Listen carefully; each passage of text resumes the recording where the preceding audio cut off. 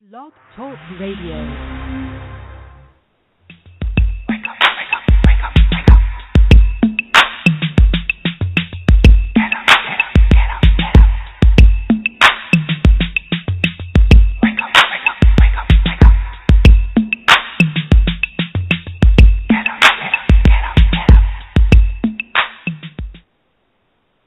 Welcome to Awake to Oneness Radio. My name is Caroline Chang, and I am your host. The mission for Awake to Oneness Radio is to inspire the world to awaken to oneness, the universal truth of oneness. Science and spirituality are both telling us that we are literally all one. We're literally connected. What you do to another person, you do to yourself. And when the world awakens to this universal truth, there will be peace on earth. So that is the mission of Awake to Oneness Radio. Tonight, our guest is Steve Farrell. He is the worldwide coordinating director of Humanities Team. And Humanities Team and Awake to Oneness Radio has the same mission. Both our missions are to help to inspire the world to awake to the concept of oneness. Steve is here with us this evening, and he's going to tell us more about Humanities Team. Okay. Hi, Steve. Hi, Caroline. Thanks for having me. Hi. Thank you so much. Oh, I meant to also mention to the audience that I first contacted Steve back in October of 2014.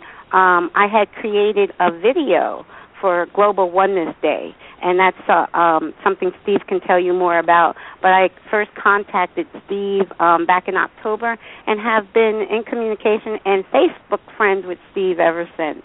So thank you, Steve, so much. I'm so honored that you are here with us. And please tell us all about what Humanities Team is and what Humanities Team is up to right now.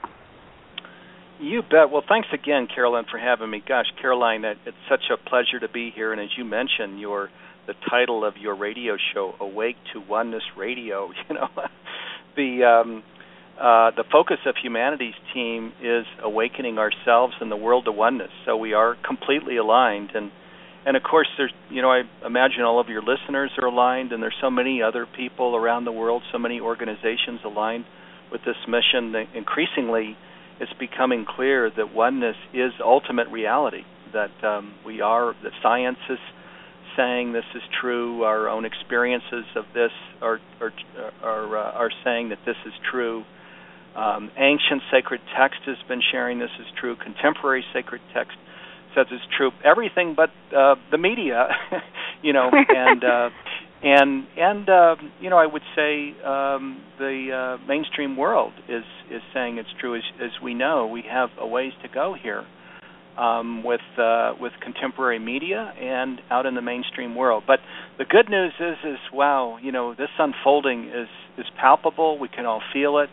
Day by day, we're becoming more awake ourselves, and our families are becoming more awake, our communities, the world. And there's so many people that are devoted to really doing this work, to living it, which is the best way to extend the invitation, to live it to the best of our ability. That's what we do in Humanities Team. That's what we see as our value proposition, because there's so many wonderful authors and speakers, including our founder, Neale Donald Walsch, who wrote the Conversations with God books. And, of course, those books are so powerful. They changed my life. They changed so many people's lives. And you've got in this one book, or there were actually 9 Conversations with God books. Neale posed these questions, and this incredible wisdom with this incredible love responded, which was, we believe, the divine God. But it wasn't just Neale's books. There's so many other books as well that go back to the Upanishads, the Vedas, our own contemporary sacred texts, the Old and New Testament, many references to oneness, and then I mentioned science as well.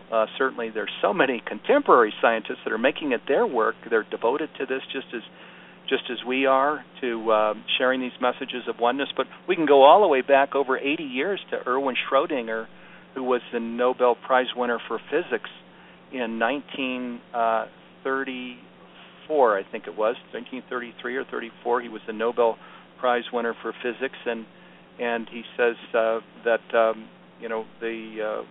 oneness is what is ultimate reality. He said that in a very straightforward way. So the work of Humanities Team is to live these messages to the best of our ability. And we have this global council that's all over the world. It's about 40 people, but there are so many more volunteers than that. By the way, we ourselves are volunteers. We pay a very small salary to just a couple of people. So basically, all of us are volunteers. We're paid very little or not at all. Our expenses aren't even reimbursed at the present time. We're working to change that, and I think we will. But that's where we are at 11 years old, and we've grown from about 800 people at our founding in Wilsonville, Oregon, in 2003. June 2003, we were founded by Neale Donald Walsch. I was there with him and helped launch it, and some other people in the Humanities Team were there also. And we've grown today to over 100,000 people that we're in touch with in over 150 countries. Our email list is about 70,000. It was 80,000, but with spam controls and things, you have to let some people go that were in touch with you. And then our worldwide Facebook community is at about it's over 165,000 and growing by thousands a week.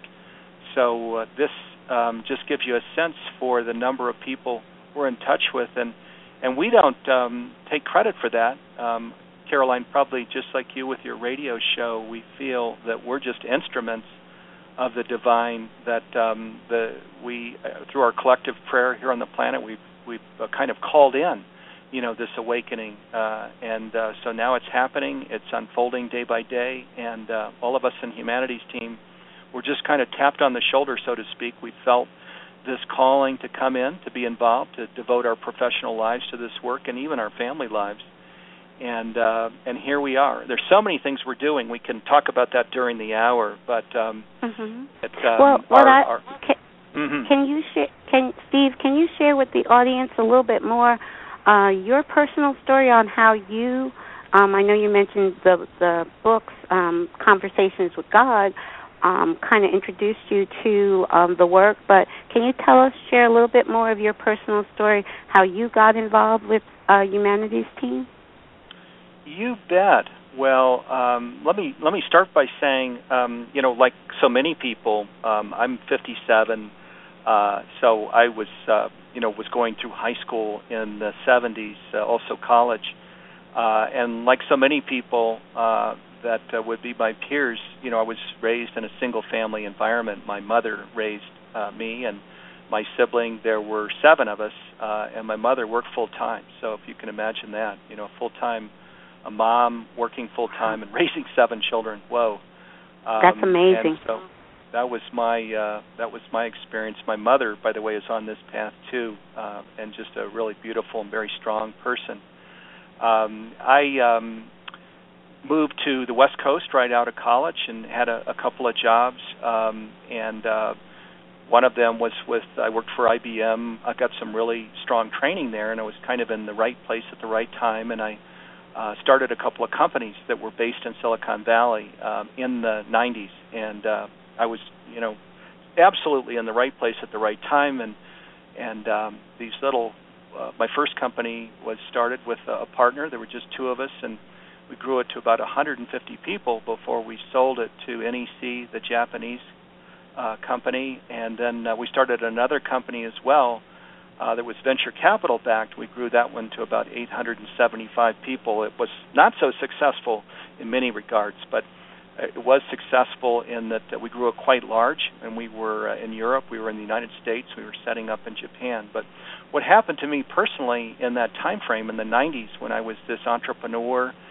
based in Silicon Valley is I read Neale's books, Conversations with God, and other books also, and just could see that the real invitation for me was to see this, what I'll call missing message, that there's one presence, and it's the divine's presence. This is this message that's is in all of these texts that we're talking about here. That there's one presence. Everything is connected. We're interdependent, interconnected, and interrelated, and the one presence is the divine, which then means that everything, the earth, the cosmos, ourselves, humanity, that we're all embodiments of the divine. We're expressions of the divine. And so I could see this, and I felt that while I was living out the American dream, running these companies in Silicon Valley, there was a cosmic dream, that I could live out that was much more important and much more powerful and much more fulfilling.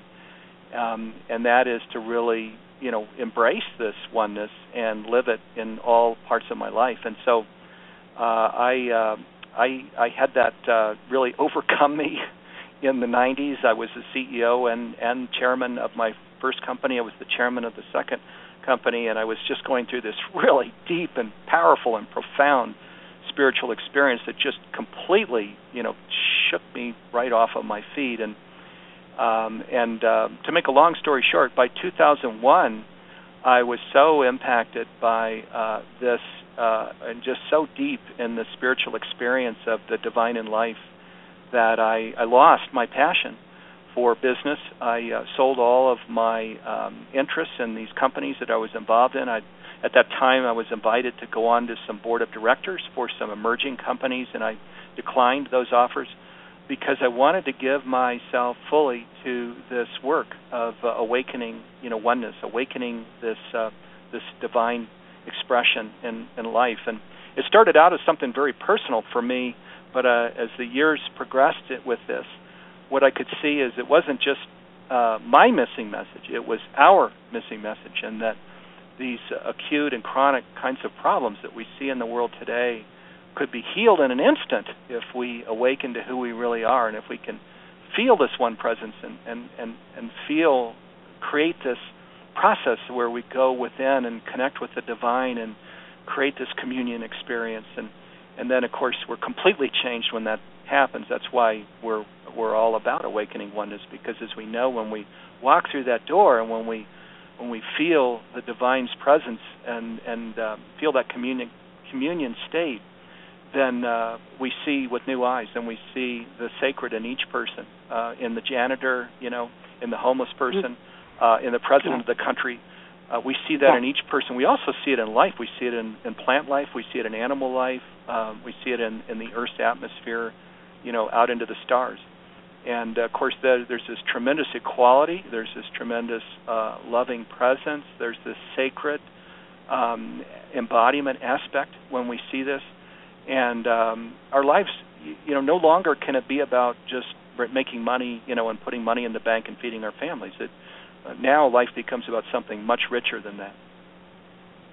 Wow, wow. Your story is so touching because it's, I think everybody that has awakened to the truth of oneness has a similar story or their own story along those lines. I know for me, we're close in age. I just turned 53. I have been studying spiritual books and metaphysical books since my teens. But the real awakening to oneness, and that was it. That was the key. When I really understood oneness and it really resonated. It wasn't just an intellectual thing. It was a heartfelt thing. And that happened to me in actually 2007. And it happened while I was watching the documentary film What the Bleep. And there were a lot of scientists talking in that film, and that really got me too, because that's the first time I knew or heard that science was actually proving these principles that I had been studying for many, many years. I was like, what? That blew me away. I'm like, what? Science is really proving this? But it was Lynn McTaggart's sentence. There was a sentence she said, the biggest problem in the world today is the illusion of separateness. And it was like a light bulb went off inside of me. And when I really understood that internally, everything changed for me. Everything made sense. Things I was confused about, everything made sense. The Conversations with God's book, Power of Now, all these books that I was struggling with before, once I understood oneness, everything I read made sense. So you sharing your story about leaving the corporate world, and for me, I worked in the corporate world for a little while, but I've never felt comfortable in the corporate world. I always seek to find something more artistic or creative to do that fed my soul more. I've kind of always been along that path where corporate, I'll work in the corporate world for a little bit to, like you said, to pay the bills, but it was never my passion. And once I did awaken to oneness, I just felt like, it just like you said, once the world has that experience, and when everybody in the world has that awakening, and I say awakening because I believe we are all divine, and we all do know this, but we don't remember. So we have to awake to this truth, and once we awaken to this truth, there will be peace on earth, because you won't want to harm another person or an animal or anything, because all living things are connected, and all living things are a part of you. And so it's just so wonderful that you shared that story with our listeners, because people of all walks of life can see how they're connected. Like you said, the homeless person on the street is no different than the President of the United States. Spiritually, we're all connected. We're all divine. So thank you so much. And can you also tell us more about what Humanity's team is doing? Like, I know they're globally located, and the different events like Global Oneness Day. That's kind of how I got in touch with you. You bet. Before I do that, we've got Humanities team leaders listening into. One of them made a suggestion that I just share a little more on the personal front, and maybe then I can come over to Humanities team. Okay. But one of the things that's really beautiful about this process of ourselves awakening is there's so many miracles, that happen when we become devoted to this work, and that could be its own show, talking about the miracles. One of the miracles that happened during my journey was rather shocking, actually, and it began the awakening process even before I read the Conversations with God books. It went all the way back into the early 80s. I was right out of college, and I was in Silicon Valley. I was working for a financial services company, and I had a fairly senior level role for being a young person. And so I was working, really hard, weekends and things. And what happened is, I mentioned I had the 6 siblings, and one of them, my sister Maureen, who was next in line after me. I was the 3rd oldest. She was the 4th oldest. And she called me and said, "Oh, Steve, I'm getting married, and I would just love for you to come to my wedding." And as crazy as this sounds, I said, "Oh, well, I hope I can, make your wedding. These days I'm working most weekends, and so, gosh, I'm going to try and see if I can schedule that, but I'm not 100% sure." Which, can you imagine that? Yeah. Somebody saying something like that. Well, I had a dream that night where I was just shaken. I've had fewer than 5 dreams like this in my whole life, where I was literally shaken to the core, because there was this incredibly real dream of Maureen dying that happened that night. And it was so real and so scary that I wasn't even sure she was alive when I picked up the phone and called her the next morning. And sure enough, she was alive, and said, "Oh, Steve, what are you doing calling back?" And I said, "Well, I'm calling to say, God, I wouldn't miss your wedding, for anything in the world. I'm so excited about planning to come."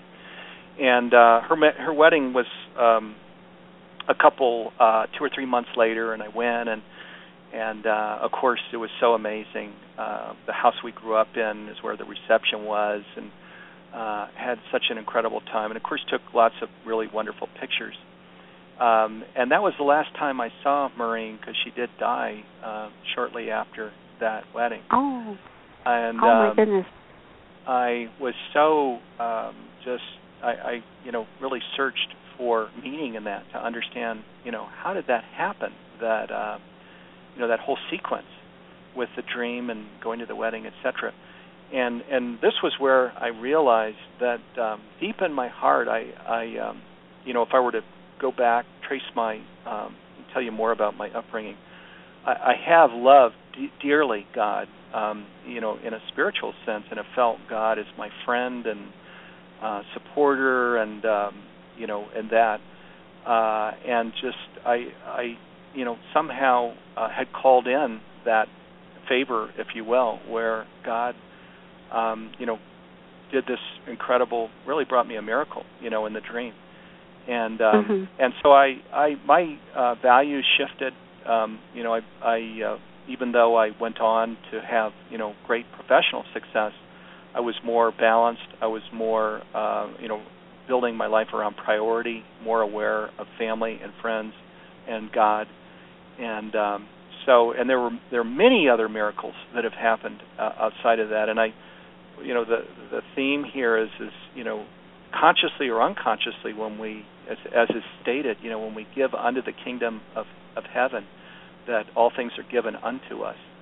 And just will say that is so true for me. I've been so, I have in fact given my life to this work, but the kingdom has given it right back, and has protected me, guided me, supported me. In this case, just really pulled a big cross right off my back. Wow, that is so. And it's so. There are no coincidences, but it's so coincidental. You should bring that passage about seek ye first the kingdom of heaven, because I was just thinking about that passage maybe 2 hours ago. I was thinking about seek ye first the kingdom of heaven, and how Jesus told us where heaven was. He said the kingdom of heaven is within. And I was just thinking that about 2 hours ago, that it's not about a particular religion. Jesus said, seek ye first the kingdom of heaven, and all things will be added unto you. And then he said, told you where it was. He told you where to find it. He said, the kingdom of heaven lies within each of us, And I was just thinking that same passage. But and you're mentioning miracles. I definitely had witnessed a miracle myself in December of 2011, when doctors said my son was not going to live, and I tried to take my life. It was December. It was Christmas time. The hospital was on 34th Street, and I witnessed a miracle on 34th Street that Christmas, that December 2011. I went home, and my son went home. So that miracle, like you said, when you experience a miracle like that, it changes your life forever, because you can't ever forget that miracle that God just gave you. Even when my son did get ill again this past year in 2014, in April of 2014, when he went back into the hospital, the first thing I said to God is, thank you. Thank you for the extra 3 years. Yes, I was hoping that he'd come back home with me again, but I had to be thankful in that moment that God gave me an extra 3 years with my son. Miracles, and think that you and I are just talking about big miracles, but there are little miracles that happen to us every day that a lot of times we don't notice. Miracles are happening every day, and to open our eyes to the miracle of each and every moment, like you said, just noticing a flower, or going out in nature, taking a walk and noticing the beauty of nature. That's a miracle in itself. And a lot of times we get so busy and so wrapped up in the worldly things, we forget to really take notice of the miracle of life every moment of the day. So that's a beautiful story. Yeah. That's well, thank you, and that's really, that's a beautiful story you're sharing, and such an incredibly mature attitude to, thank God as you did, for the 3 more years, because as when you lose a child, it's easy to go down the victim path of, well, I still lost him, and you didn't do that, and that is a really, really hard thing to do. So. But I'm sure you could see that it was this soul was called to do this in a life, and had accomplished that, and now was going back, to the other side, having accomplished his mission. But it takes incredible maturity to see that.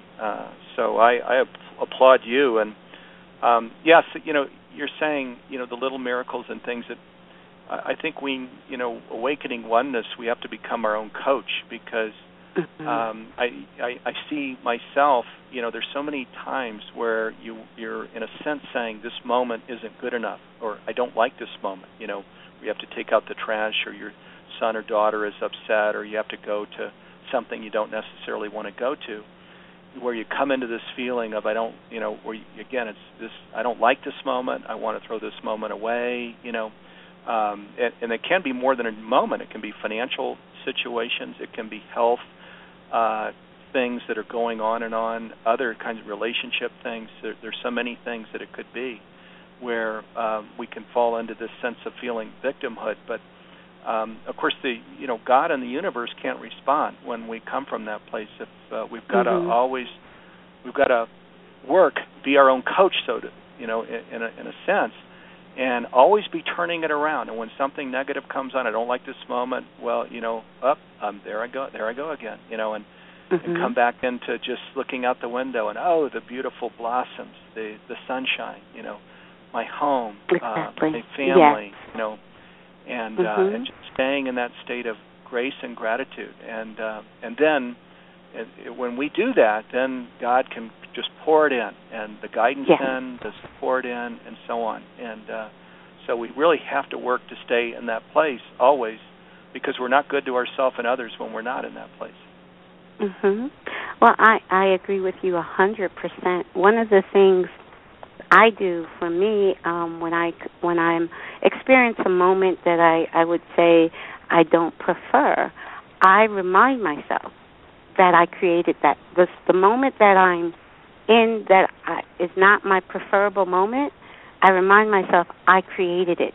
I created it. My higher self, my soul created this moment for a reason. And whatever reason, I may not, in my human consciousness, be able to see or know the reason, but I own that. I created this. My higher self, my soul, my God self created this moment for a reason, and it's for my good. No matter how horrible it seems, that moment is for my good. It's for my to awaken to something, to remember something new. It's for my good. Like count it all joy. All I always say it's all good, and I mean that when I say it. And the funny thing about that, I always said, even before my awakening, that was my catchphrase. It's all good. It's all good. And I said it before I actually knew it. And then I knew, then when I came to know that it's all good, I was like, wow, I've always said that. But now I know it's all good, because whatever happening in my experience is for my good. Count it all joy. And so that's one of the things that helps me, brings me, when I'm like, I don't like this, but wait a second. Let me go back to ultimate reality. It's all good, and it's for my good. That's what I do to remind myself. Wow, we do have a caller. Caller from 970 area code. You're on the line. Hello. Hi. Hello, Caroline. It's Nanette. Hi, Steve. Hi, Nanette. Hi there, Nanette. And I pronounced it correctly this week.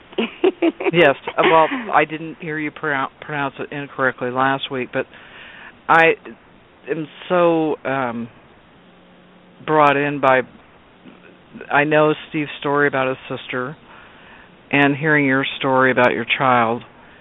And I had a similar experience with my son, who's now 20. I was told when he was 9 that I needed to hang on for the ride because he probably wasn't going to make through a disease that he had. And I thank God every day that I was on a path of oneness and being awakened. And when I was told this news, I remember getting down on my knees and begging God, please, anything, but not this, as any parent would be. And I had this incredible epiphany while I was on my knees. And I just heard this voice in my head that said, you may not get what you want, you know, what you think is supposed to be. And I am blessed that he made it through this disease, but I know what it's like to be on bended knee and asking and saying, you know, anything in the whole world. And what got me through that was knowing what you said, Caroline, about everything happens for a reason. And if that was the precipice that I was upon, that I was going to somehow have to survive, because it was the only time in my entire life that I thought, this could be the thing that makes me do myself in. And well, your story... You know, I've been there. I'm not sure if you're aware. I did when I was told in 2011 my son was not going to make it. I did try to take my life. So I'm not sure if you were aware of that, but so I know exactly what you're talking about, because that was I was like, no, I can't. And I was awakened, because I had my awakening in 2007 to oneness, but this happened in 2011, and I'm like, okay, I can't take this. This is no. I am not burying my son, and I wrote that. I am not burying my son. My son is going to bury me. And I was in a hospital waiting room, not on the same floor where he was. I was several floors up in a little waiting room where nobody ever was. So that's why I went into this private waiting room and took a bottle of over-the-counter sleeping pills. I wish I could have a near-death experience remembering of what happened to me during that time. I believe, and this is just from my spiritual belief, I believe Kyle and I met because he was in a coma, unresponsive, and I was trying to take my life, and I believe we met in the clouds and decided, okay, let's go back and try to, work this out better. But I know exactly what you're talking about. I know exactly the feeling of I cannot. And when I woke up in the in the ICU or ER, when I woke up, I couldn't believe I was still here. I was like, no, wait, I'm not supposed to be here. So I understand exactly how you felt on your knees that day. And but let me just say too.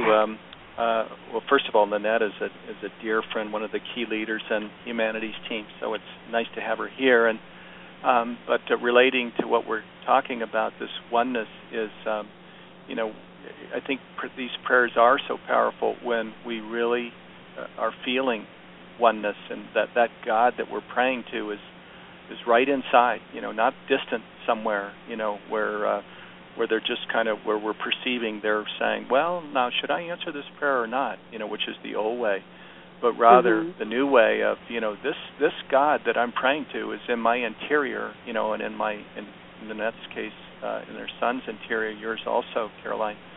And so it's we're praying into the one presence, that ourselves, our son, My sister who died, they're all right in the one presence. And I think our prayers are so powerful when that's where we're coming from. We're really connecting directly with the divine and each other in the prayer, as opposed to feeling like we're praying to some deity way off somewhere that's saying yes and no. True. Mm-hmm. Very true. I totally agree. And one of the things I think that came to me that day where I was on bended knee was that understanding that I may not get the answer I want. And that to me was, and this may sound strange, but it was kind of comforting. It was like, you may not get it, but I hear you. Yes. Mm-hmm. And so that's, I think that's the really positive thing about being on a spiritual path where you think, no, this is, I can't deal with this. And I just felt this calming thing that said, just don't worry. Mm-hmm. You'll get through this. And anyway, I love your show, Caroline, and Steve, I love you, and you know that. Thank and, you. Love you back, friend. Okay, have a happy show. Oh, okay. Thank you so much, and thank you again for calling. Good chat with thank you. You bet. Bye-bye. Okay, bye-bye. Hey, Steve. If you want, Caroline, you'd asked me earlier to go into Humanities Team programs, and I kind of U-turned back into my own story. Okay. But if you want, problem. I can, kind of set the stage for Humanities Team, which Nanette is part of, and so many leaders. Dee Meyer, who's also here in Colorado, and Melissa Pori, who's our Chief Financial here in Colorado, and Carrie Beach, who runs our IT here in Colorado. Again, our global council is about 40 people who are all just deeply, deeply devoted to this work. And one of the things I wanted to say about it, I mentioned the whole aspect of being a living invitation, which is what you were addressing also, Caroline, in your remarks of being a living invitation. But another important thing I wanted to get to is oneness is a beautiful experience. There's this deeply experiential dimension. I mentioned communion with God, really, really beautiful. We have all of those things in Humanities Team, but we're here in Humanities Team as a movement, and movements get things done. Movements are focused on more than just the inner journey, the inner communion, the inner beauty, the inner love, loving feeling. We do experience all of those things. That's our starting point. Without that starting point, we really wouldn't go anywhere. We couldn't be a living invitation. But it's the starting point only. Spirituality also always has the second dimension of the tangible, the street. And boy, do we have that. We are devoted in Humanities Team to awakening oneness within a generation. By the way, that's not, we don't see that as, Humanities Team, is just going to go and do that, awaken the earth, the world to oneness in a generation. No, where that comes from is where we feel that this is what the divine is doing. The divine is inviting us individually, collectively, to awaken. We feel that, and so we're embracing that message. We're saying, yes, this can happen within a generation. And we've got all of these programs that are focused on just taking our processes, our institutions, and our organizations that today are based on separation and adjusting them, changing them, moving them, progressing them in the direction of new processes, institutions and organizations that are based on oneness with the divine and each other. And it's a whole different world when, as we know, Barbara Marx Hubbard has her 12 sectors or spheres of life, so we can isolate each part of life. We can look at just healthcare or just education, just environment. And it's actually valuable. One of our programs is what we call Oneness in the 12 Spheres of Life. We do it with Barbara Marx Hubbard each month, and we go deep on a topic. For example, this coming month is health. And Joan Borisenko used to teach medicine at Harvard Medical School, and who left to become an author and speaker on the subject of the new spirituality in healthcare, will be our our guest, and we'll talk about in healthcare, where are we today? How does it work today? What does that meme look like? And as we know, it's very much of a disease management system here in the Western world, as opposed to a real health care system that's proactive. But there are emerging models. There's a lot of good things that are happening. Joan will talk about those. Barbara's on the call. She'll talk about them. Anna Marie Petiers, who's another humanities team leader, will be on the call, and we'll talk about them. And we talk about the old meme of, in this case, disease management, the new meme, which is real health and well-being, and how we can put just give more growth and more support to these emerging models, these emerging organizations that are based on oneness. So that's just one of our many programs. We can talk about others, but we're really it's deeply important to us to be involved in real change and helping to hospice these old organizations that are based on the illusion of separation, and helping to grow and support these emerging organizations that are based on oneness. That's critically important to us. And when we talk about awakening oneness in a generation, that's how it'll happen, is we have to reach out into our communities, we have to reach out worldwide with others and help make that happen. Wow. Wonderful. Awesome. That is so awesome. That I know that Humanities team is working globally, and the work you do is awesome, fantastic. Tell us a little bit more about Global Oneness Day. Because that's another how I found Humanities team was through Global Oneness Day. Oh yes, well that's our biggest spiritual activism event of the year, and the story of that is back in 2008 we decided to create a oneness petition. Our idea was that we were going to invite people all over the world to sign this petition that requested a Global Oneness Day, and we were going to create 50,000 signatures from as many countries as we could, and then we were going to go to the United Nations, and we were going to request that the United Nations create a Global Oneness Day. Well, as I mentioned, the petition started in 2008. By the spring of 2010, we had gathered 52,000 signatures, so our Global Council, again, almost all volunteer, flew into New York City at its own expense. We met with the United Nations there in New York City.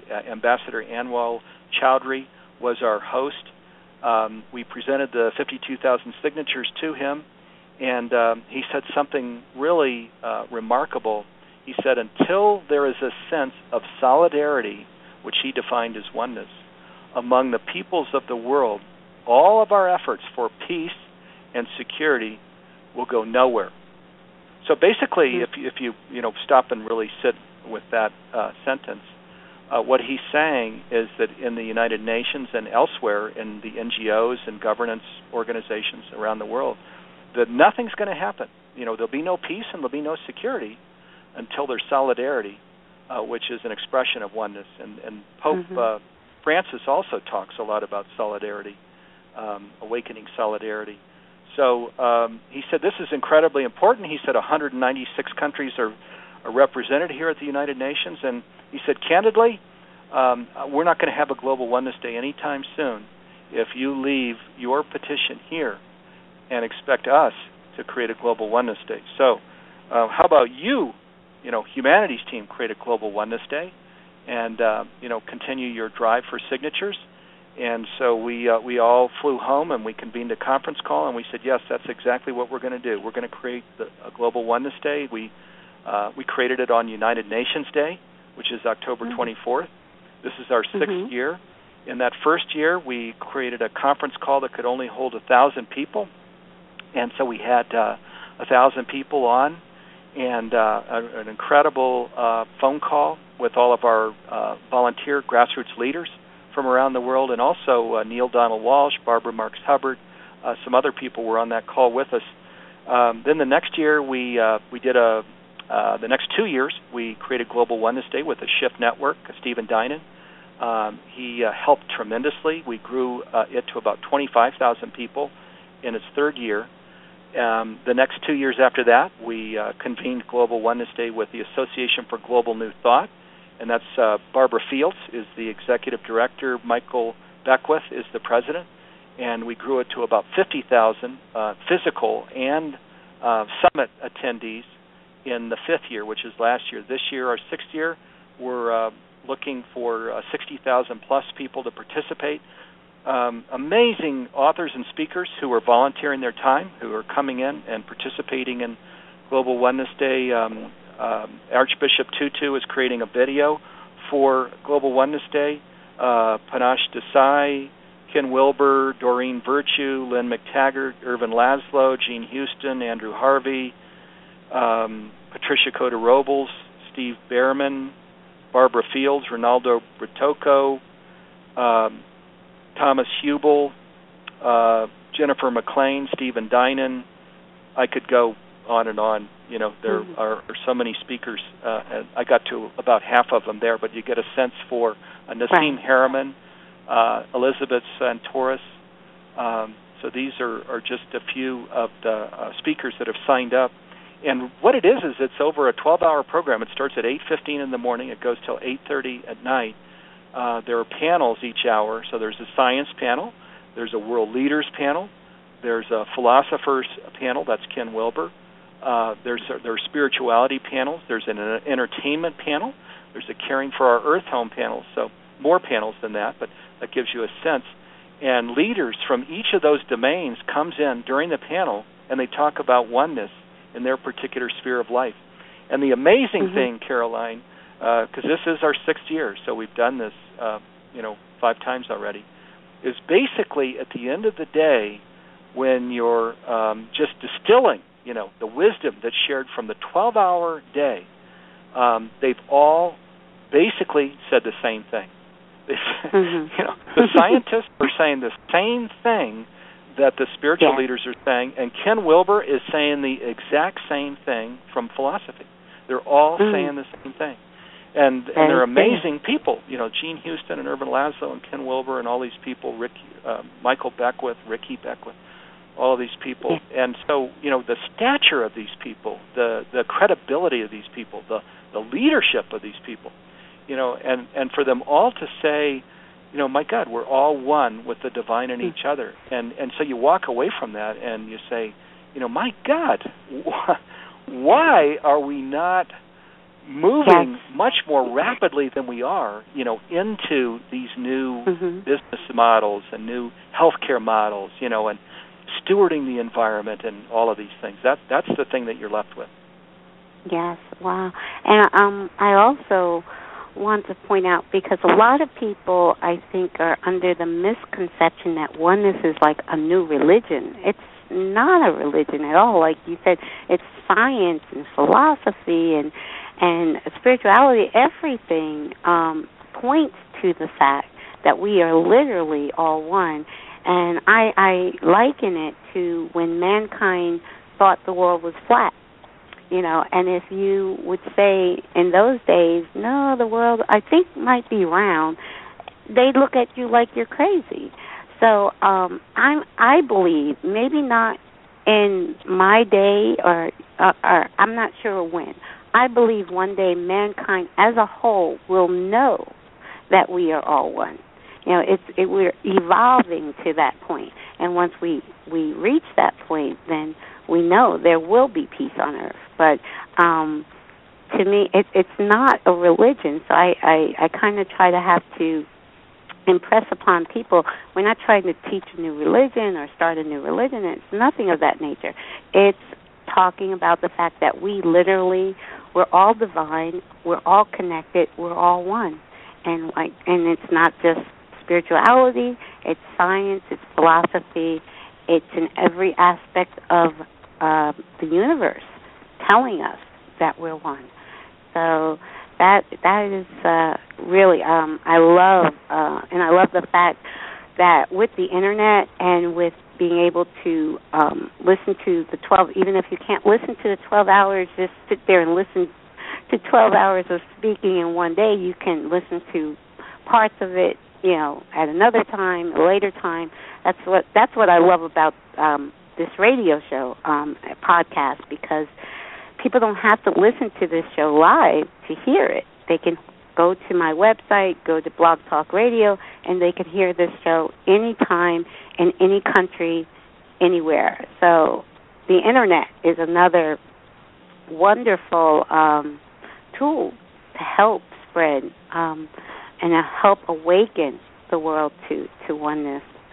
This is just, it's so awesome. It really is. I think that's Absolutely. why when I had my I was telling you earlier, I had my inspiration to do this show, to also start a nonprofit foundation in my son's honor, the Kyle Foundation.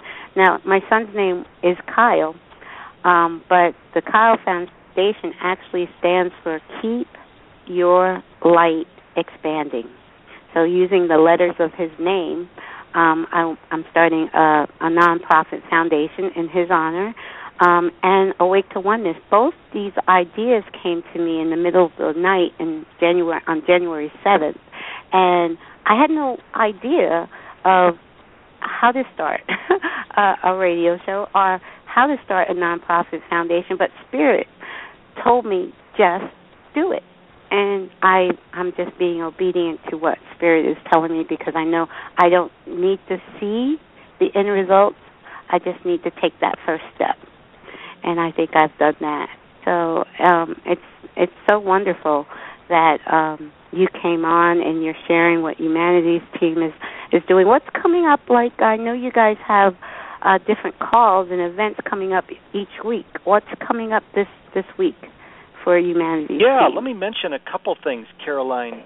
One is we've got something called the Year-Round Living in Oneness Summit that we do. Mm-hmm. And if you go to the Humanities Team website, it's Humanities Team with a Y, humanitiesteam.org. It's one word, humanitiesteam.org. And if you go to that website, you'll see the mentions of the Year-Round Living in Oneness Summit at the bottom. It actually says upcoming events down there at the bottom of the website. You can go in and you can click and register. On Tuesday this coming week, Nanette Kennedy just called in. She and Dee Meyer are some of the hosts of the Living in Oneness Summit. And James Von Prague, who, of course, is this great, channel to the other side, is our guest. Mm-hmm. That's 1 o'clock Mountain, 12 o'clock Pacific, this coming Tuesday, the 21st. So that'll be an incredible program. And then on Thursday at 8:30 Pacific, 9:30 Mountain, we've got Zen DeBrook, who has got the Zen in a Moment site. And so this whole aspect of going within and communing with the divine and really getting in touch with how we're being guided and supported always from our interior, we'll be discussing. So those are the two calls this coming week. They're calls almost every week, often, like next week, more than one call. So if you go to the upcoming events section on the Humanities Team site, you'll see it. The other thing I'll mention is we created something called Community Circle, because there are people all over the world that are awakening to oneness, and you can feel a little alone, because most people's neighbors and family aren't always supportive of oneness. So we created this community called Community Circle. It's virtual that involves people all over the world. And if you go to the Humanities Team website, at the top there's a little green button that says Join Us. When you click on it, you go in, you can see all of the content of our summits from last year and years before and this year. All of the content is available free to people that are part of Community Circle.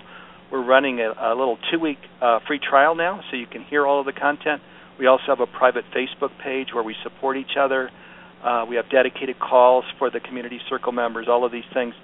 If you decide you want to stay in Community Circle, it's $10 a month. We intentionally set it quite low. It's even we're actually even bigger outside of the United States than in the U.S.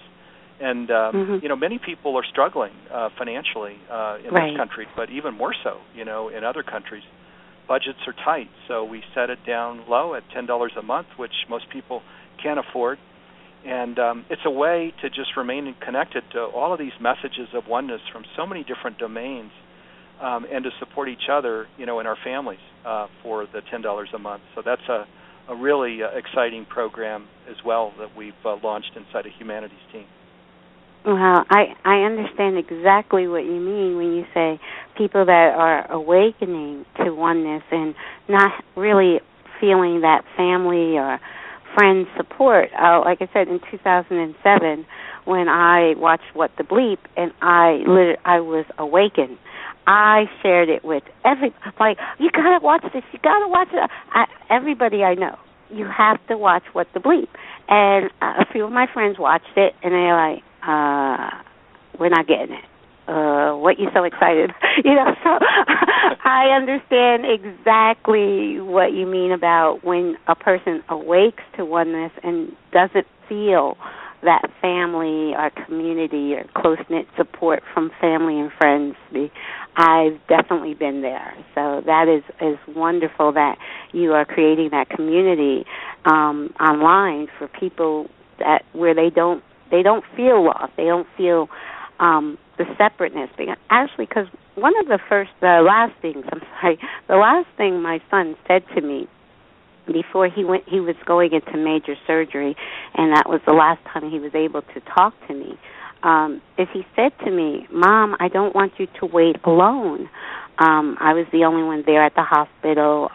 It was major heart surgery, and so we knew it was going to be many hours, and I waited in the waiting room by myself physically, but I knew I wasn't alone. And I said to him at his funeral, I know I'm never alone. I may be in a room by myself, but I know I'm never alone. I know I'm surrounded by my spirit guides, by angels. I know that I'm always supported by spirit. So I know how people must feel when they're in a room alone, or sometimes you could feel alone in a house full of people. You could have this awakening to oneness, and the rest of your family doesn't get it yet, and so you could feel alone in a house full of people. So that's beautiful that there's a community online that people can go to and connect. Is really, really wonderful. I'd like to share. Steve, did you want to share anything else before? I just wanted to share about our upcoming shows that are coming up. We have next Friday, we have, my notes, okay? I'm sorry. Next Friday, April 24th, we have Pasan Takar, who is the author of God Equals MC Square, Getting Spirituality Down to a Science. I love the title of the book. And on Friday, May 1st, you mentioned her name many times, Barbara Mark Hubbard will be our guest on Awake to Oneness Radio. She is the founder of Conscious Evolution, the Foundation for Conscious Evolution, and we will be discussing her revived edition of her book, Conscious Evolution. And on Friday, May 8th, our guest will be Reverend Michael Beckwith, founder of the Agape International Spiritual Center. Michael is a very well-known spiritual speaker and leader. He speaks at the Oneness, Global Oneness Day, and he will be our guest on May 8th. So I am just so thankful for all my guests. Steve, thank you so much. Thank you, Annette, for calling in. I'm thankful for all my guests because I couldn't do it without you. I want our goal is the same, to help inspire, to awaken the world to oneness, and we need each other to do that. So wonderful. Thank you so much, Steve. Thank you so much for having me, Caroline, and Godspeed to your work and to your listeners. And together we can, and we are, huh? Yes, we are. Thank you. You have a good night. Enjoy the rest of your evening. Thank you, dear friend. You too, and all of your listeners. Have a great weekend. Take care. Thank you. Good night.